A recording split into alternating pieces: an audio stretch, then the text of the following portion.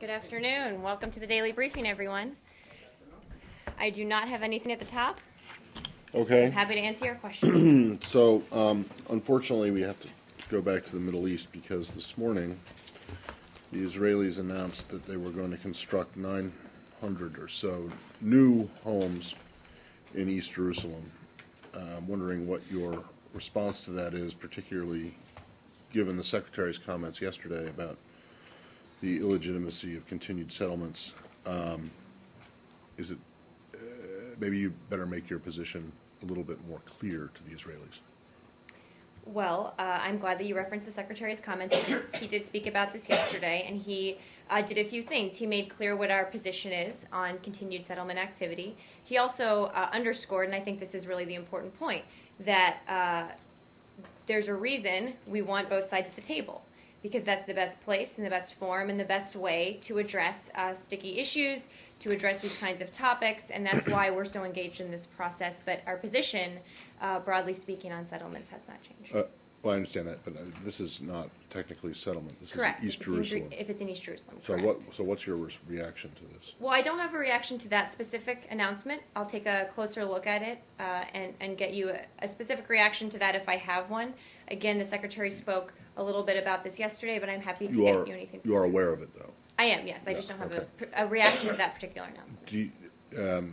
Since the peace talks began here back on the 30th, the Israelis, this is just the latest move in this direction. On August 4th, they expanded subsidies to West Bank settlements. On August 8th, they announced another 1,000 new apartments in the West Bank. On August 11th, the housing minister announced what you were talked about yesterday, 1,187 West Bank apartments and 800 East Jerusalem. And then today, 900 new apartments in East Jerusalem. The Palestinians, meanwhile, don't seem to have done anything except kind of sucked it up on this. And I'm just wondering if you view, is this evidence of Israel's good faith, what you talked about yesterday when you said both sides were at the table in good faith? Well, we still believe that, Matt, that both sides are at the negotiating table in good faith here because they believe in the importance of the peace process. They believe that the most important way to eventually settle these issues is through a negotiated final status agreement. So Ambassador Indyk is still in the region. As you know, we're going to have another round of talks, I believe, tomorrow.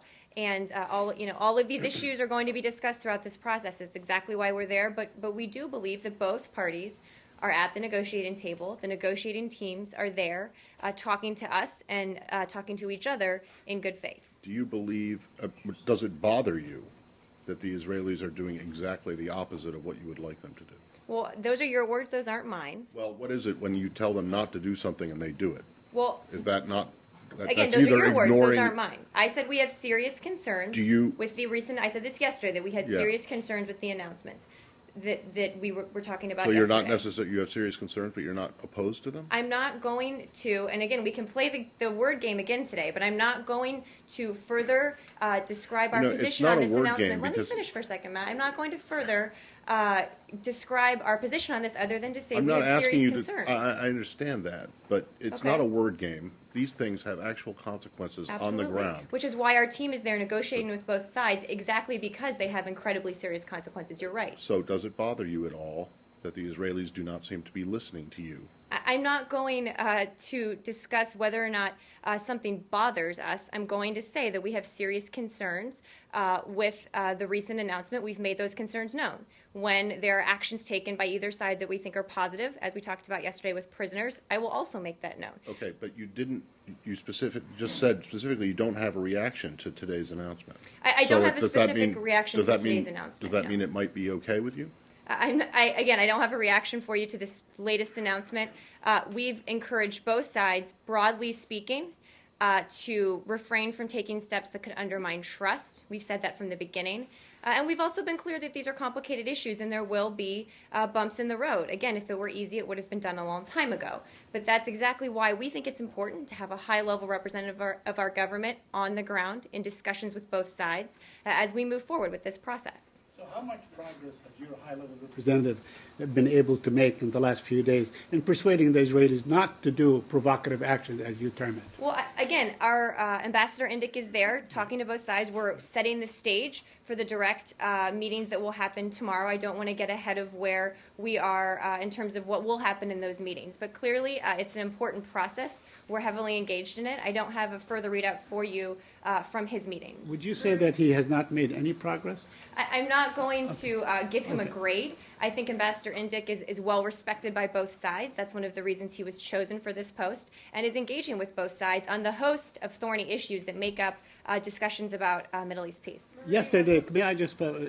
One more slide, and then I'll go right to you. Yesterday, you drew some sort of a symmetry between the release of the prisoners and the settlements, you know, in a sort of odd way, one canceling the other. I in no way drew that symmetry okay. yesterday. All right, well, then I take it back. But let's see, the Israelis are releasing today 26 prisoners. You're supposed to release 104 in this lot of prisoners. So do you expect, and in exchange, they apparently announced the building of like 1,400 housing units and so on. So do you expect that with every sort of tranche of prisoners released to increase that? So by the time they release the 104, we will have perhaps 6,000 settlement units? Well, I think there's a lot of hypotheticals wrapped up in your question, but I would say a few points. The first being that I can't speak for the government of Israel, and you just said that they did one to offset the other, and you'd have to ask them whether they did. I'm not making that case from here, and I'm certainly not drawing a symmetry between the two. I know, but The second point I would make is that I'm not going to venture to guess how this process will play out going forward, or what each side will do, how it will play out in any of the ways that you hypothetically suggested. I think that's why we're so engaged with both sides, to try to obviously reduce the number of speed bumps in the process, but understanding that there will be some, and that's why we're there to keep them at the table and keep them moving forward with the process. But if I recall correctly, Marie, you described the release of the prisoners as being positive, I while did. not describing the settlements as being negative. I did. So I know there was I'm a lot saying- of discussions of what words I used yesterday. Yes. Okay, yeah. So the point being, would it be really, in the the total sum of this would be totally negative if, let's say, in exchange for the release of 104 prisoners, the Israelis went ahead and built maybe 7,000 units? I think that you're trying to put two things together and put them on a weight, balancing them against each other, which is not in any way what I'm doing and what we're doing. So I'm not going to comment on that hypothetical other than to say when either side does something we have concerns with, we'll say so. And When either finally- side does something positive, we will also say so. Okay. And finally, would you explain to me, the Secretary of State said that all settlements were illegitimate. What is the difference between illegitimate and illegal? In your parlance, in your explanation. Our position is clear and has not changed, that we do not accept the legitimacy of continued settlement activity. That is our policy. I can say it every day, but it has in no way changed. Yes, Leslie. So I just want to make sure the talks are going ahead tomorrow, correct? Yes, that's my understanding. What does the Secretary mean that some of these settlements are to be expected? Well, I'm not going to parse the Secretary's words. I know all of you have seen them. I think he was making the point that there are going to be parts of this process that are bumps in the road, ups and downs, that we have seen how this has played out in the past. And what we're focused on is moving forward with the future and the process and how we will deal with these bumps in the road. And he also said, and I think this was the key point of what he said, and I do have it right in front of me, that because of these issues, this is exactly the reason both sides need to be at the table, to hash them out directly with each other and eventually to get to an agreement so we can move past them and get to a place where we have two states living side by side. Then I want to ask him, I did ask it yesterday and again, has the U.S. told Israel to stop? I'm not going to further outline what our diplomatic communications are with the Israeli government on this issue other than to say yesterday that we had serious concerns with the latest announcement and made that known to the government. The Secretary said he was trying to get in touch with the Prime Minister. Did he make that phone call? And what did he tell the Prime Minister? I believe he did. Let me double check with the traveling party on that. I was just on the phone with them before I came down here, but I want to get the latest information. I believe it happened, but let me just double check on that, and we can get it for you after the briefing. Are you going to come back and tell us that you're not able to say because it's part of diplomatic discussions? I don't know what I'm going to come back to you and say. If I can read it out for you, I will. I know he said that he wanted to talk to him. I just want to make sure it actually happened, and we're happy to give you a readout if that's possible. And then looking at the larger stance of the Obama administration in dealing with Israel on this issue, at first there was a very hard line going back to almost the moment when Hillary Clinton became Secretary of State, very critical of the expansion of settlements in the West Bank, whether or not it was inside Jerusalem. And now there seems to be this softer take. Is the U.S. essentially throwing up its hands and assuming that Israel is going to build settlements, even though doing so may impede the ability of establishing a fully contiguous independent Palestinian state? I would in no way, I think, characterize it like that. I'm not going to do a history lesson about where we've been for the last 5 years, but I would say a few things. I think the president was clear when he and Secretary Kerry visited Israel earlier this year in the speech he gave about the importance of peace, the possibility of peace, and what that will look like and what that will entail. So I would in no way characterize it as throwing up our hands. We continue to have conversations with the Israeli government about all of these issues. I think the main message, and I'll say it again, that the president and the secretary and everyone has made is that we need to get to a peace process that gets us to a final status agreement. Because we can keep talking about this issue day in and year in and decade in, but the bottom line remains that we are in a place where we want to be on the ground, where we have two states living side by side in peace and security, and that's what we will continue to press with the government of But Israel. look, there was this 9-month-long moratorium that Netanyahu put in going into 2010. He allowed that moratorium to expire not 3 weeks after the start of renewed peace talks here at the State Department. The Palestinians threw up their hands and said, if this is continuing, we're not going to be at the table.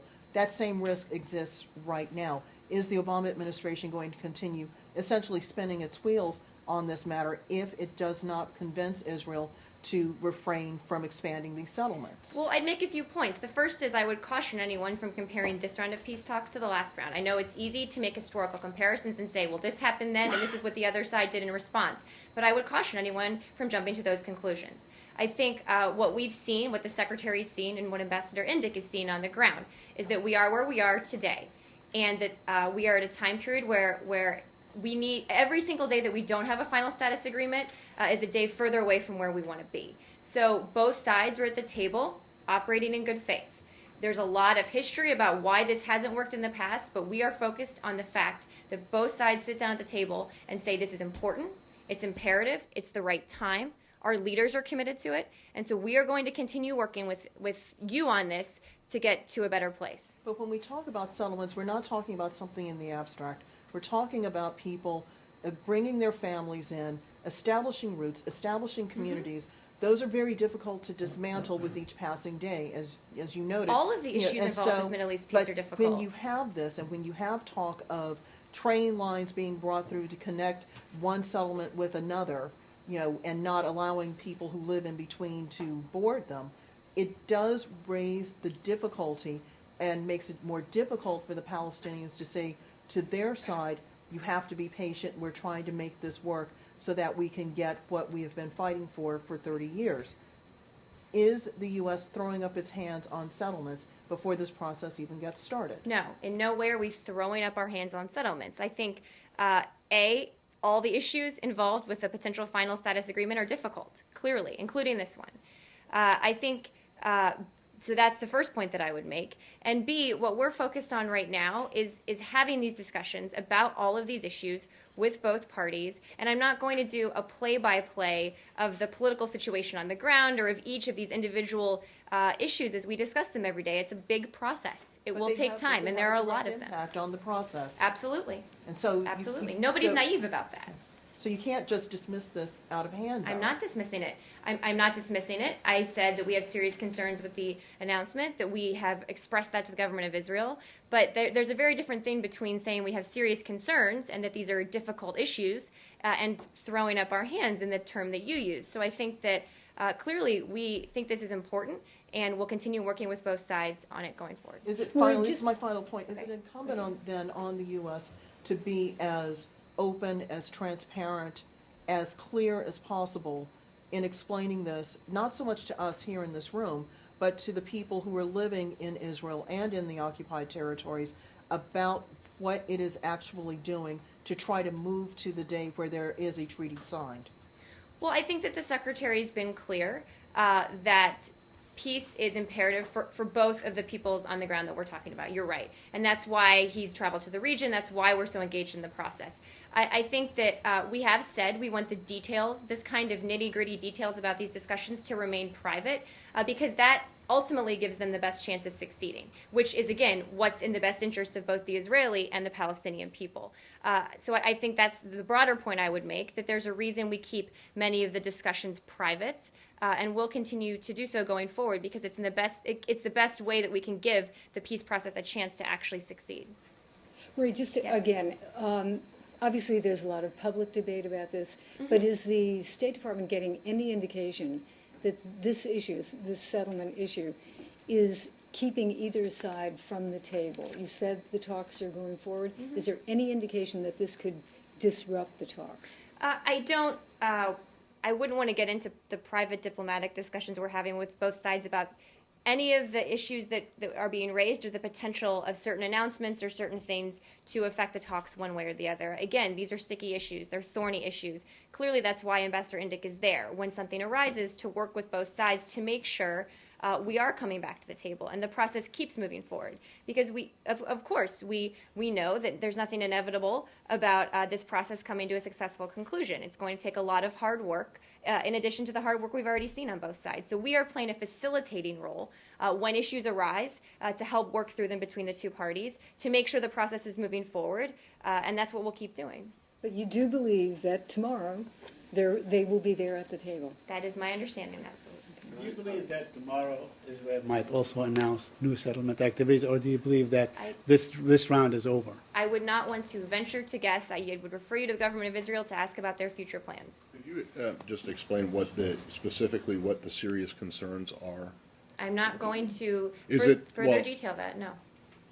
I've said we have serious concerns. I'm not going to further explain what those concerns are. We're making those concerns known privately to the Israelis, yes. Which is the appropriate forum in which to do so. So in the past, the United States government has said that things like this prejudge the outcome of negotiations.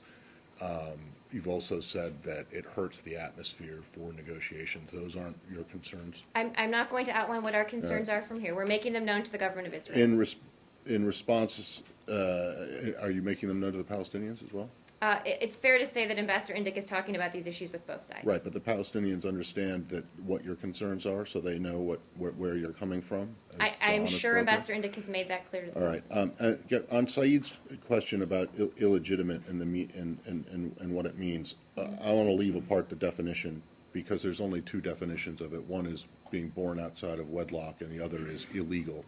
So assuming that you don't mean that it's born outside of wedlock, you mean it's illegal.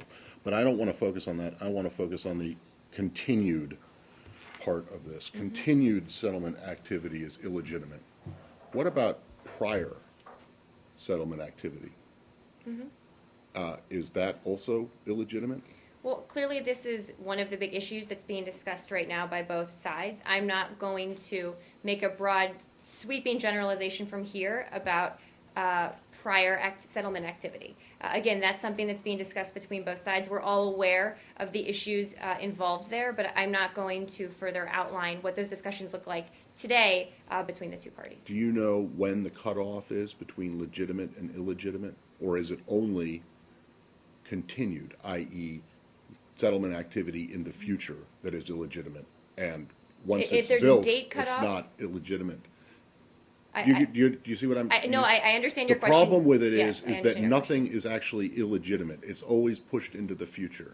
So I want to know when it is that you think the illegitimacy of settlements began. Okay, I will take begin that question. in 67?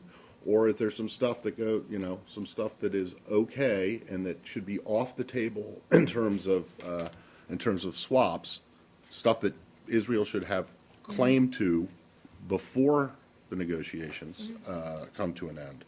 Well, I make 2 points. One is I will endeavor to get you a more fulsome description of what that means. I understand the question, and I think it's an important one. The other is that obviously we know this is a very delicate issue. It's one that's being discussed right now, and I wouldn't want to get ahead of the discussions on the ground, but I will endeavor to get you a more fulsome answer. I just want to make sure that my question is clear. I want to know if the U.S. regards any existing settlement or housing construction in the West Bank. I understand, I mean, yes. in East Jerusalem. I To understand. be illegitimate, I- or if I it's understand, all yes. in the future. I will Okay. take the Now, question. I just in don't want to terms of the- misspeak. In on terms this of the or on prisoners, anything, but in terms of the prisoner release, Mm-hmm. this hasn't actually happened yet. It's not supposed to happen until tonight. But you do think it's a good thing? Yeah? Even though it's a hypothetical? Same place I Because it was hasn't just- happened yet. Well, it's something that they've approved. Yeah. That's in the pipeline. But that hasn't happened yet.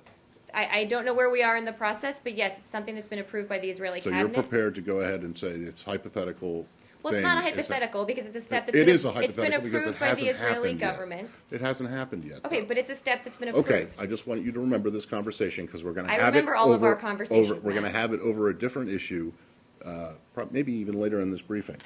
Not. Understood. Okay? It's not a hypothetical policy decision. It's a all right. policy decision that's been made and Okay. is being implemented All as right, we speak. that's fine. Do you have any thoughts or position on whether these people who are going to be released Mm-hmm. in this hypothetical release are political prisoners or are they terrorists? I do not have a position on Do that. you object to the Palestinians referring to them as political prisoners? I don't have a position on that. I'm happy to look into it, and if I have something Can to you- share, I can. Can you Yes. find, because this is a big bone of contention, the Israel, I mean, most of these people have been convicted of murder, of killing people, and the Israelis are very clear on the fact that they think that these people are terrorists, even though they're releasing them. The Palestinians say that they are political prisoners, and they have instructed their ambassadors, all their representatives around the world, to refer to them as freedom fighters, political prisoners. And I want to know if you don't have a position On what what we they, call on them. what if there isn't anything that you call them, do you object to the Palestinians referring to them as freedom fighters? The answer is I don't know, and I will endeavor to get an answer for you on that as well. I think I would make the point that this was clearly a difficult step for the Israeli government to take, but that it did show that they are putting some trust in the Palestinian Authority, invest in the PA's success, and that we do think it's a positive step. But in terms of terminology, I will look into that All and right. see what I can do. But at the same time, does it show trust in the Palestinian Authority by continuing to approve housing to be built on land that they claim? Are you not concerned that Israel is trying to redraw or lay down markers for prior to the negotiations by approving these new blocks? And Again. that gets back to what your serious concerns Exactly. are. Having serious concerns without saying what the concerns are meaningless. And apparently, It's not meaningless when you make those concerns known to the government of Israel. and the response from the government of Israel has been, after you've expressed your serious concerns, is to announce more of them. That's Okay. not a particularly there a effective question? policy. Well, how much leverage do you think you have with the Israelis given their actions simply in the last 2 weeks? Well, clearly we have an incredibly close relationship with the Israeli government. We work together on a host of issues. You are all aware of that bilateral relationship. And I think we would underscore that Prime Minister Netanyahu is working very closely with the Secretary, and the negotiating team on the Israeli side is working very closely with our team out there to work on these issues going forward. And that's what we're focused on. Okay, and this is not even a substantive question. I just want to, are you going to put out as a taken question, or can you put out as a taken question your reaction to the East Jerusalem announcement today? I'll Thank you. endeavor to. The issue with the word illegitimate, and I've also had a lot of queries about it, overnight is that, what does that mean? And we know that from Hillary Clinton's time onward that the State Department has been using it. The question is whether does the State Department then recognise these latest settlements approval, and if not, and I think that goes on Matt's Yeah, question. I think it's wrapped up in the same question. So it would be great to get some kind of whether, if you don't recognise it, well then, Well, what do you mean by recognize? meaning would it? I mean, if they are illegitimate, means probably that you don't recognise them, and that in future discussions these are not at all going to be taken into account. Understood. Yes, in- I will in add that those into Matt's talks. question, and we'll endeavor to get you some more details about this. And then the Palestinian senior authority told AFP that that these are unprecedented. The settlement expansion is unprecedented, and it threatens to make the talks fail even before they've started. That's why we're asking whether you can confirm that those talks are going to take place. It is my understanding, again, I'm happy to check in with our team on the ground again, but we and the Secretary, again, I would reiterate what he said, that this is exactly the reason why the talks are so important. You believe that the United States is using its influence and good relations and good offices and leverage with Israel wisely on the issue of the settlements? Well, let's take a step back here from the issue of the settlements. I think it's important to remember that for the first time in a number of years, the two parties are back at the table talking directly because of a huge investment from this administration, starting with the president's trip and then with Secretary Kerry being tasked with getting these talks restarted. So I think that shows, A, that we do have a role to play and do have an ability to bring both sides back to the table. So let's take a step back and look at that broader context in which the fact that the Secretary has made, I think, 6 trips to the region now, personally invested, multi-hour meetings, which many of us were sitting around waiting during for the outcome of them, but that we've invested so much of this administration's and the Secretary's personal time to have both sides back at the table. I think that does show that we have a role to play, a significant role to play, and that we do have an ability to bring both sides back to the table. Yes. New subject? Anything else? Something on this or new subject? New subject. Okay. Go ahead. Thank you, madam. Any update from yesterday's cross-border terrorism from Pakistan into India? And second, this week on Sunday, Pakistan celebrated so-called Minority National Week. But according to an article in the Foreign Policy magazine and U.S. Commission on International Religious Freedom, it's not what Pakistan is saying, but minorities in Pakistan are under attack, especially Hindus and Christians. Any comments on that? Well, the second question I'll have to take. I'm not aware of that date or the report, so let me look into that and get back to you on that. Again, as we said, so I'll look into that. On your first question, as we said yesterday, we're aware of these reports. Obviously, are concerned about any violence along the line of control. We understand that the governments of India and Pakistan are in contact over these issues. We will continue to encourage further dialogue. Also, our ambassadors in both India and Pakistan have raised these recent incidents with their respective host governments and conveyed our hope that India and Pakistan will continue the steps they have recently taken to improve their bilateral relationship. And one more, as far as these minority issue in Pakistan is concerned, this week most of the demonstrations will be taking place around the globe at the Pakistani embassies and consulate, including in New York and Washington, and Christians and Hindus and among other minorities will be gathering, and they're calling on the State Department and the Obama administration to take this very seriously because minorities are reducing in Pakistan. Well, again, I haven't seen reports about this specific event. Let me look into that and get back to you. I would broadly say that around the world we push for a respect for all human rights, including minority rights. We make that point repeatedly, but in terms of this specific event, let me look into it and I'll get you some more on that. And one more quickly, as far as Kashmir issue is concerned, this was the first time that Pakistan held Kashmir. People from the Pakistan held Kashmir. They were demonstrating at the Pakistan embassy for the first time in 65 years because they said that they've been trusting the Pakistani government and also their advocates speaking on their behalf, but they were all wrong. What they're asking is the real picture in the Pakistan held Kashmir is not what Pakistan has been giving to the world, and they are suffering in their so-called Azad Kashmir is not free Kashmir. And they're also asking the State Department, the time has come for the State Department for them to speak for their rights inside Pakistan also. Was there a question? The question is that are you doing anything for, because so far everybody been talking only one-sided of Kashmir in India, but nobody was talking about Kashmir in Pakistan. And that's what they are standing now for their rights inside Pakistan, Kashmir. Well, I would reiterate first that our policy on Kashmir has not changed. We still believe that the pace, scope, and character of India and Pakistan's dialogue on Kashmir is for those two countries to determine with each other. So I would disagree with the notion that we're just talking about one and not the other. But again, our policy on this has not changed. Thank you. Two important points Thank you. on this. One slightly different. The UN Secretary General is in Islamabad these days, and today he said that the U.S. drone program should function under international laws. So I would like to have your comments on that. And also the Pakistani Prime Minister today once again offered India to engage in talks to diffuse the situation. So your comments on that as well, please. I haven't seen the Secretary General's comments. I would make a few points, so I can't comment on those specifically, but in terms of that issue and our counterterrorism programs, I would refer you to the comments the President made about it in his May speech at NDU, which were the most I think we've ever talked publicly about our counterterrorism operations in this part of the world and the rules and the guidelines that govern that use.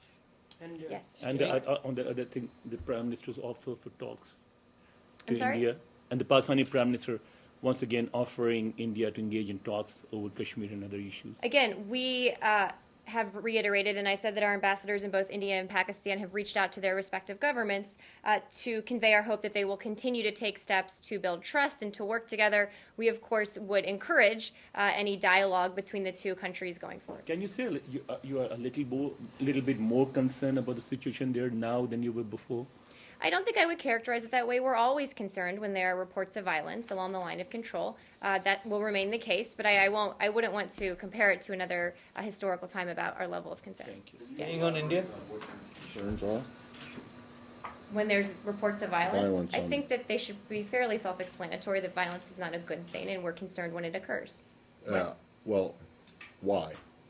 Because they're two nuclear-armed countries, rivals that have almost gone to war, but that they have gone to war several times, Well, I think including over we Kashmir. express concern about violence Yes. in many places around the world. Of course, we know the history here, and that's why we encourage both sides to take steps for dialogue, exactly because of some of the history and because we know it's clearly a very heated issue, and that's why we've been encouraged by steps both governments have taken to work together recently and hope that they will continue to do so. So history is important here. History is important everywhere. I'm just Okay, not always so going to do a it's- history lesson from the podium. But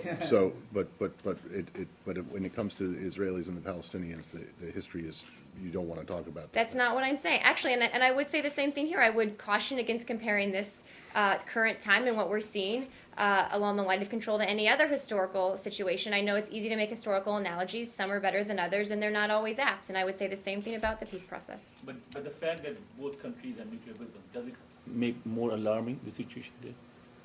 I think it probably goes without saying that because of their capabilities that we would be concerned by any increased tension. I'm not saying that's what's happening now, just hypothetically speaking, if that were to happen. It's exactly the reason why we are encouraging dialogue. since U.S. is closely engaged with both Pakistan and India, especially in the context of Afghanistan conflict, don't you think that Washington should be more proactive in encouraging these two sides, the two South Asian nuclear powers, to continue their dialogue? Well, as I said, our ambassadors on the ground are engaged, and I just read a little bit out about what they're talking about with their respective governments. So I think that's important. But at the end of the day, this is an issue that we believe, again, the pace and the scope and the character of their dialogue on Kashmir is really for those two countries to determine together. We'll engage when we think it's appropriate, as our ambassadors are doing. But we were talking about history, has shown that the two countries have been engaging in some confidence-building measures, and some progress has been made on economic and trade issues. But the underlying cause of tension between the two nations, the Kashmir dispute, it remains there, and which is UN recognized, one of the oldest issues. Should the US go and appoint an envoy, or make these two countries, encourage them to resolve this outstanding dispute? Well, I think we can encourage them to have dialogue and to resolve the dispute. I agree, but we don't have to do that necessarily with an envoy. I think our ambassadors are very engaged on the ground on this. What that engagement looks like going forward, I don't have a prediction to make for you, other than to say, of course, we will continue to encourage both sides to move forward with this dialogue. Staying on Wait, India. hold on. Staying on India. Yeah, I think we have some more India from yesterday. Yeah, Yeah. the first one is on the Anna Hazare, whose name was mentioned from the podium since 2011. And if you go back on 16th of August, Victoria's statement generated quite a bit of heat between the two countries. So today this month he's coming to the US. He's meeting governors, members of Congress, and he's even ringing the bell on of Nasdaq, closing bell.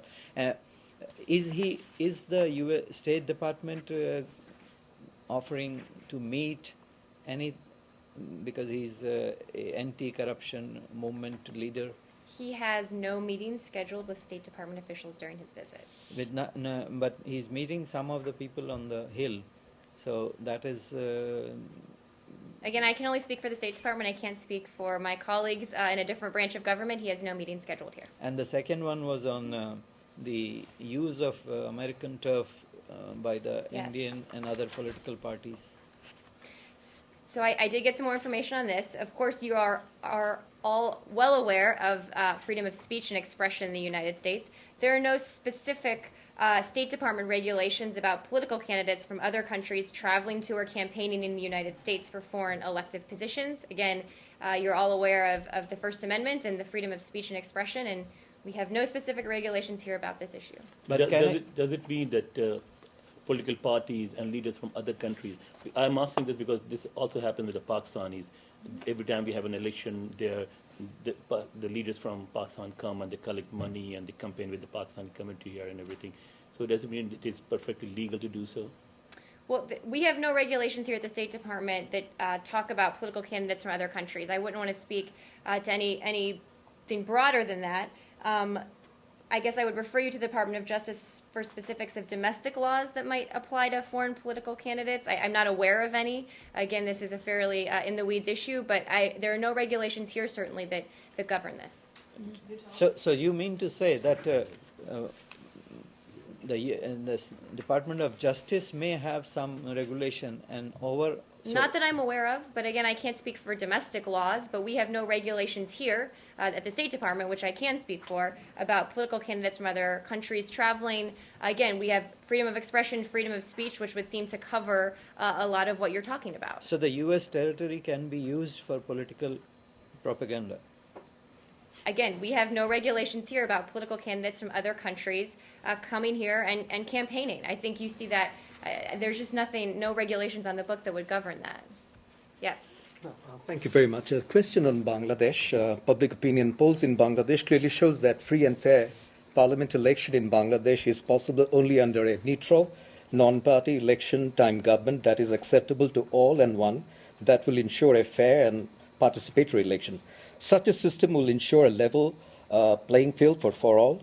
What is the U.S. government position on this, of the issue of, because situations are really heating up in Bangladesh as we speak, and with the arrest of a human rights activist of Odhikar, things are getting really tense over there. So on my first question, Bangladesh is having a non-party election time government. That is the issue that the U.S. would be commenting on, and what is the position on that? Well, I would say that we are deeply concerned by Adil Rahman Khan's detention by the police on Friday, I believe. You mentioned he's the secretary of Odhikar, a well-known and widely respected Bangladeshi human rights organization. We would make the point that we make frequently, that in a democracy it's essential that the government create an environment in which organizations like this one can freely operate. We also urge Bangladeshi authorities to effect Adil's immediate release from detention while the government pursues any legal issues it may have against him through appropriate standards of due process. And what about this non-party election time government? Has the United States made up their mind in helping the process so to avoid any violence leading up to that election? I don't have any specifics on that for you. I'm happy to look into it, and if I can share... If you could kindly take this question. I will, yes. Thank you so much. You're welcome. As far as now election is coming soon, but those factory fires and also Walmart and other U.S. businesses were involved. Anything update that what U.S. companies and U.S. Chamber of Commerce Department doing to help the Bangladesh? I don't have any update for you on that. I'm happy to check in with our folks who work on this, and if there is one, I can certainly give it to you. Thank you, ma'am. Yes. Syria. I know there's been some discussion at the podium in the past about Al-Qaeda and Iraq's ability to set up bases in Syria. Is their ability to do so, Al-Qaeda and Iraq's ability to create bases, in Syria due to U.S. inaction, creating a vacuum for them to operate freely in Syria and other foreign fighters? Absolutely not. We've been clear that we have deep concern about the continued flow into Syria of foreign fighters. We do think the situation has gotten worse, especially as violent extremists who are seeking to join al-Qaeda affiliates inside Syria. But I would put the onus squarely on the Assad regime, who has perpetrated with the support of Iranian and Hezbollah forces, helping to drive some young Syrians and foreign fighters into joining extremist groups. So I think we would put the onus on the Assad regime. They're the ones responsible for the brutality. We clearly have made it clear that we oppose extremism in all its forms. That's why we've been so strong about al-Nusra. Clearly we'll continue to make that point going forward. Is the United States encouraging more foreign fighters to go into Syria? In what way? To fight That's a Assad? ridiculous notion that we would be encouraging extremists of any kind to do anything. We've been clear that the opposition needs to reject extremism. That's why we vet who we give aid to. That's why we're clear that we're working through the SMC and the SOC as the umbrella organizations that we're encouraging all assistance to be funneled through. It's exactly the opposite. We've made it clear that the opposition, in order to be credible and to continue to get our assistance, needs to reject extremism.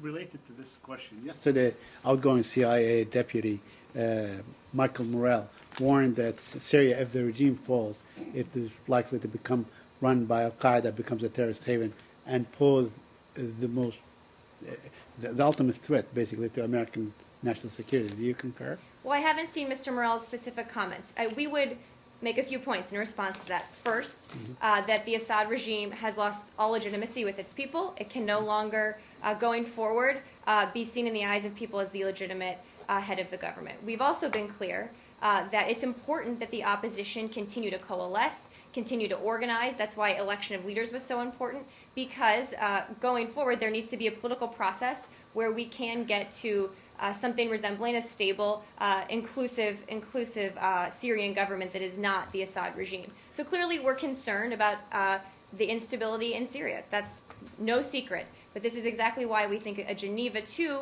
process and conference is key to getting a political resolution that gives us the best chance of having a stable Syria going forward. So you disagree with the notion that Mr. Morell is proposing, that the collapse of the Assad regime will also usher in an era of Syria turning into a terrorist haven? Well, I haven't seen his comments, so I don't want to speak to them directly. I think we've seen under the Assad regime currently and the situation they've created on the ground that they've given al-Qaeda and other extremists more room to maneuver. That's exactly why we need to get to a place where the Assad regime is no longer in power. Wouldn't some argue that the U.S., the Obama administration, is giving al-Qaeda more time to maneuver, since you really haven't done anything to stop the influx of extremists? Well, I certainly wouldn't make that argument. I think we will continue working with other governments in the region to cooperate on counterterrorism. We've talked about this a little bit when it comes to Iraq or Lebanon, but we've also worked with the opposition to continue strengthening them. And so I think we would argue that every day we do more. We keep working with the opposition to strengthening them and working with all parties and sides to get them to the table in Geneva. But what specifically has the U.S. done to prevent more extremists coming from Iraq into Syria? Are you working with the Iraqi government? Absolutely. We've How been so? clear that we have close counterterrorism cooperation with the Iraqi government, both to fight, to help them fight extremists within their own country, as we've seen recently and tragically, but also on the issue of foreign fighters. I'm not going to detail, and generally we don't detail specific counterterrorism cooperation, but needless to say, we do work very closely with the Iraqis, yes. The Sochi Olympics. Yes.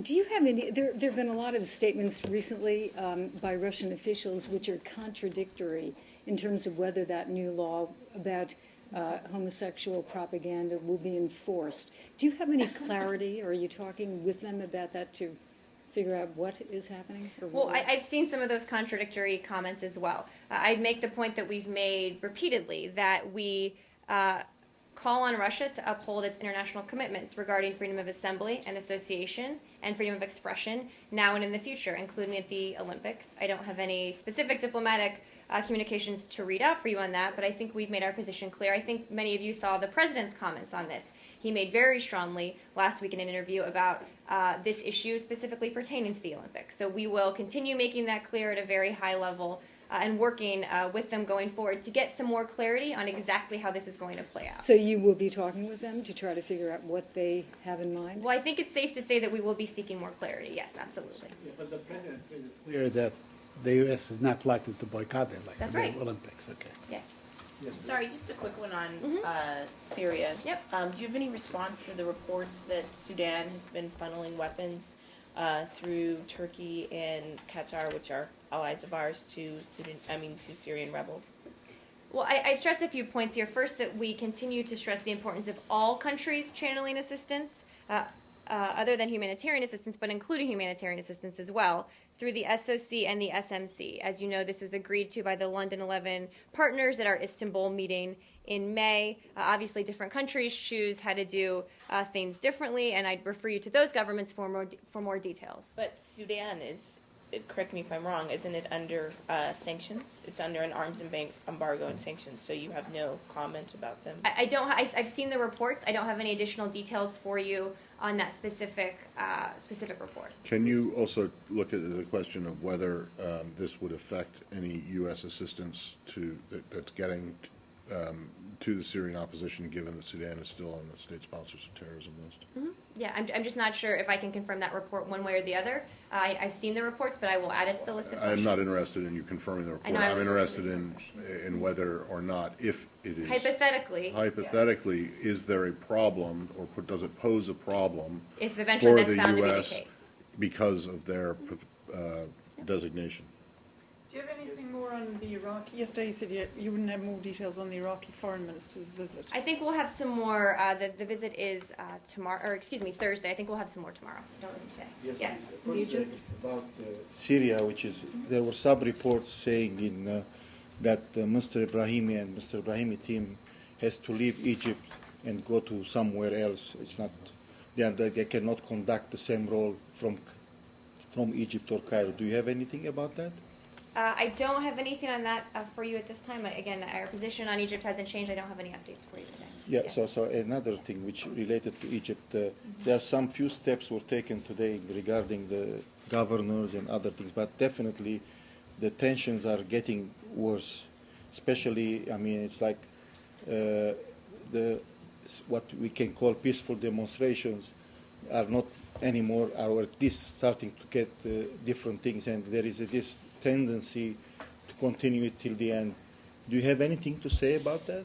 Well, clearly we're watching the situation on the ground very closely, and we'll continue saying what we've said all along, that we encourage the interim government to allow peaceful protests. That's a key part of moving forward with the democratic process, and of course would be concerned by any reports of violence. I know the situation is unfolding as we speak now, but we'll be monitoring it closely. So avoiding politics or policies or history or all these issues or words.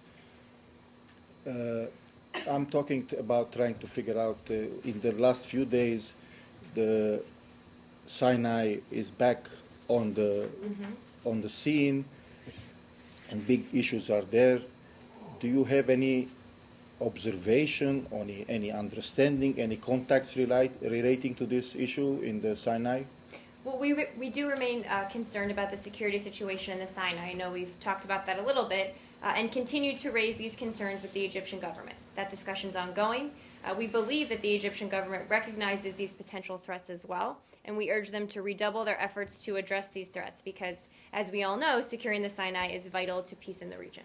So another thing which is on the scene, a local issue, but it was ignored for a while, which is like a lot of, in the last few weeks at least, or the last week in particular, there are a lot of attacks on the churches in Egypt. I'm not sure if we are following it or the political process is more important than doing these issues. Well, we've obviously seen these reports and would express our deep concern about them. Clearly, any reports of violence we're concerned about, and when it involves religious institutions are concerned about that as well. So we will continue speaking out against this and continue talking to all parties and all sides about renouncing this violence, about moving forward with a democratic process, and that dialogue is ongoing as we speak. So yesterday I asked a question after the briefing regarding the MB, Muslim Brother member, being in town. Yes. Is there any meeting planned to have it, or you already have it, or not? I don't have anything additional for you on that. Again, we remain in contact with the various groups and parties, but I don't have anything specific. No, but this person in particular is in town, and he's saying that he's going to meet people from the administration. And my question is very clear. Is it going to meet somebody from State Department or not? I will double check on that and get back to you. Yes. The interim president, Mr. Mansour, apparently has appointed 17 of 25, 27 governors, and of those 17, 14 are said to be generals, and the other 3 are said to be from the police force. How is that helpful in terms of political reconciliation? Well, I'm not going to give a grade to every step that the interim government takes, and I'm also not going to, from here, say what the outcome of these decisions should look like. I'm not going to say what the breakdown should be in governors or in the cabinet. It's not for us to prescribe that. What we've said is important is that the process is inclusive. We don't get to determine, or we don't have a position on what the outcome should look like. How is it inclusive then to just handpick people as opposed to allowing candidates to run for positions? Well, again, I'm not going to give a grade to every step that the interim government takes. We're going to continue making the point with him and all the other members of the interim government that they need to be inclusive as they move forward and take steps to reduce political polarization. Well, do you believe this is inclusive? Go ahead, Matt. Yeah. Well, I think the question is, do you believe that these appointments demonstrate or represent inclusivity? Well, again, I would make 2 points. We've been clear that the process has to be inclusive. It's not for us to say what the outcome at the end of the day should look like. Yes, but if the And I don't have information about all of these people in front of me. I just don't know. I take your word of what you're saying, but I don't have specific details about everybody that's been appointed, other than to say that we want the process to be inclusive. Not meaning, and by inclusive you mean more than just inclusive of the police and the military. We mean inclusive of all parties All and all groups. Egyptians. The process, yes. Okay, so Again, that doesn't speak to what the eventual outcome. You could have an inclusive process, hypothetically speaking, that ends up with one candidate or one party winning, but the process needs to be inclusive. Yeah, understood. Right. But if everyone that's appointed is inclusive only of the military and the police, then that's not inclusive, correct? Well, again, inclusiveness has to be more than just the military and the police, right? I don't know the process by which these people were selected, and I'm not going to Well, give a. let me give and you I'm a not hint. going It to wasn't give an election. Thank you for clarifying that, Matt. I don't know the process by which Mr. Mansour picked these people, and I'm not going to give a grade to every action the interim government takes, except to say we're going to keep pushing them to, as they make these decisions, consider an inclusive group of people for them, and moving forward with the process, get back to a place where elections are held. That's clearly our goal. Should this even be happening? I mean, it's one thing to have the non-coup take place, but then to have other government officials replaced in the middle of sides trying to be brought to the table to mediate some new political structure. Should that next level of staffing change, as it were, be encouraged to take place? Or doesn't that just muddle the political situation in Egypt even more than it already is? Well, I don't have any more details again on this specific announcement. I'm happy to check with our folks and get back to you if I have anything additional to say on the specific governor appointments. But again, we have said that the time for dialogue is not over, that you need to keep working on this going forward. There will be ups and downs, but all sides needs to refrain from taking steps that would increase political polarization. Again, I'll look into the specific appointments of the governors, and if I have additional things to share on that, can get back to you. In light of that, Mr. Mansour is also indicating that even though all sides are not yet at the table, that he and the rest of the interim government are going to look at revising the Constitution. Is that advisable in the U.S.'s view? Again, I'm not, every single announcement or step that the interim government says they're taking, we're not going to give a grade or say it's good or it's bad publicly. I don't think that is feasible, and I don't think that's necessarily advisable. We are making our thoughts known to the interim government and to the other parties about, in general, what kinds of steps would be helpful and what kinds wouldn't be. But we're not talking about, raising the speed limit from 35 to 40 miles an hour. We're talking about the fundamental law of a country. And we've been clear that process needs to be inclusive. Yes. Is it advisable for the interim government to say unilaterally that it's simply going to proceed, even though other parts of Egyptian political culture are not at the table, And in fact, some of them are still out in squares protesting around the country. Well, I think we've been clear that on this issue, as in others, that the process needs to be inclusive, and if it's not, that we will raise our concerns with the interim government and press them to make it so. I'm not going to put a timeline on when these different things should happen. On this issue, Marie, should it raise a red flag, the appointment of governors, considering that it was when Morsi appointed these governors, and they were all from the Muslim Brotherhood, in fact, what triggered the protests and so on way back then? Should this raise a red flag? Shouldn't it raise a red flag that they are from the military? And there's a similarity between what Mr. Mansour did and what Morsi did before his. Again, I don't have all the details about these governors. I will get some more information for you on that. But I would say that we made clear that we had some concerns with the way Mr. Morsi was governing, and when we have similar concerns with the way the interim government is acting, we will certainly make those clear to the interim government as well. Sorry, you said just a little while ago that you're not going to put a timeline on when each of these things should be done. I thought that you guys endorsed the plan that was put forward by the interim authority for the drafting of a new constitution, followed by a referendum, followed by a parliamentary election, followed by a presidential election, all within a frame of about 9 months, I think. Right, that's a general timeline. I'm not going to say this step should happen right now or next week or next month. But you do believe that's the order in which things should go, correct? That has not changed, yes. Marie, No. I just want to ask on Egypt. Is there, given the escalation in violence today, is there a renewed push of the mediators to try to get these sides together?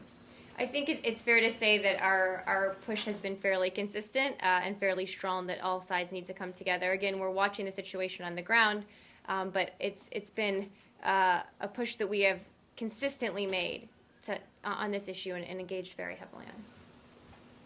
Egypt? No? Okay. Egypt? New topic. Okay, I'll get to you in 1 sec. Go ahead, Sean. A new topic as well. Just another update on the embassies.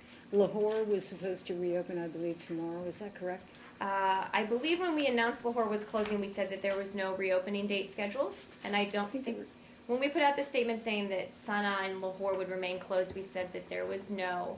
We would continue evaluating the situation and make decisions going forward. I have no date for either Lahore or Sana'a to announce the reopenings at this time.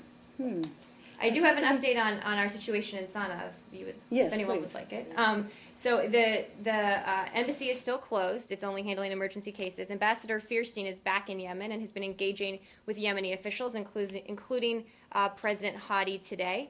We're taking appropriate steps to plan for reopening Sana'a as soon as possible, but no exact date at this time. I know there's been some discussion of this as well. All right. I wonder if I could just check that, because I could have sworn that I read that Lahore was closed until the 14th. Was that?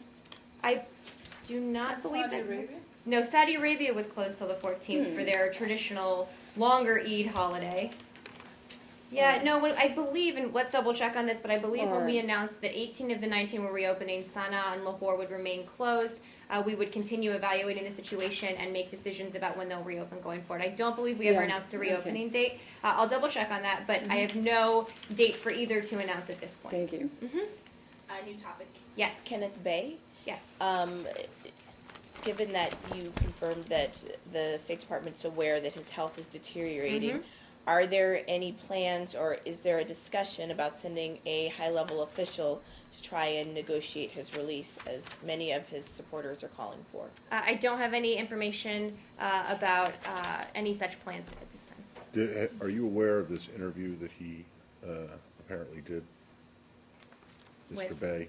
With what media? I'm not. I believe it was with the South Korean newspaper Chosun Ilbo, in which it was a new interview? Quoted in the New York Times, I think. I'm not aware of a new interview. There may be one. I just in the interview, he asked the U.S. government to send a high-level official to help him out. Are you willing to consider something like that? Again, I don't have any plans or anything I'm not to asking announce if you at have this your point. plans. I'm asking if this is something the administration would consider. I'm not going to venture a guess as to whether that's something we would consider. Why don't you just say you don't know? Is that correct? I say things for a reason, Matt. I may or may not know. I'm not do going you to know? venture a guess about whether we are considering sending a high-level person to help with his release. We've been clear that the North Korean government needs to grant an amnesty and release him immediately. Yeah. We've also been in touch with his family. We've been in touch with the Embassy of Sweden, who's the one meeting with him. Are you aware of the suggestion or the request, other than the question that Dana asked and I just asked? I mean, I know this is an issue that's from time to send time someone? come up surrounding his case. Yes, we've talked about it in here before. And I might be wrong, but I believe like even Bill Richardson said that if this had been a Korean American woman or just an American, not Korean American, that the question of a high level official would probably be more of an issue. I mean, are these? I'm are not these going to issues that comment have on come up? Governor Richardson's statement there. I will say that clearly this is in a situation we care very deeply about. That's why we've made it clear that the North Korean government needs to immediately grant him amnesty and release him. That's why we've been in touch with the Embassy of Sweden, who's the one who's been able to meet with him in Pyongyang. So I think our position on this is very clear. Our concern about this is very clear. If I have anything to announce about the potential for high-level travel or any of these things that we've talked about here, I will endeavor to do so. All right, the But question nothing is, at this time. The question is not any kind of an announcement. The question is just whether you would be open to the idea of sending someone over to I don't know, talk with the North Koreans to facilitate his release. It's not a question about an announcement or anything. It is a question of whether you are willing to consider it. I think we're and willing if you to don't know, consider- that's fine. You are willing to consider it. I think Okay. we're willing to consider a number of different options to secure his release. But again, it's not the onus is on the North Korean government to do so. All right. Mm-hmm. I've got one more. On Bahrain, Yeah. tomorrow you're aware that there's big demonstrations planned. I'm wondering if you have anything to say about that. Mm-hmm. Well, we've seen the press reports. I'm not going to speculate about what might or might not happen tomorrow. I don't want to get ahead of where things are on the ground. Clearly, we'll be watching it. Right. As we like said, you'll be watching the Israeli prison, the as release of the we've Palestinian said numerous prisoners. times, Matt, we support the right of individuals to peacefully assemble and, of course, the right of freedom of expression, including in Bahrain. And our support for these principles has not changed, including in Bahrain. Right. Are you concerned at all about possibility of violence? We remain very concerned about continuing incidents of violence in Bahrain and, of course, the possibility for violence, and would urge all parties to strongly condemn violence and contribute to fostering a climate of dialogue and reconciliation. Okay. Were you, after yesterday's briefing in which you said that you had not been contacted about this woman who was deported from Bahrain, I'm wondering if you've learned anything subsequent to that, and also if you have any update on the situation of Americans detained currently in Bahrain? I don't have anything new on the question about the deportation yesterday from Bahrain, and I don't have any update on the other issue as well. I can see if there is one. I just don't have one. Yeah, could you check to see when the last time these cases were raised with the Bahraini authorities? Yep. And that's it. Yes. Libya, does the State Department have a reaction about a story, a report that 400 U.S. missiles are presumed missing and maybe on their way through Turkey to Syria? Or do you have a statement? Well, I would say a few things. First, that following the 2011 revolution, the ousted Gaddafi regime, as we know, left enormous stockpiles of unsecured conventional weapons and a security vacuum that threatened regional stability.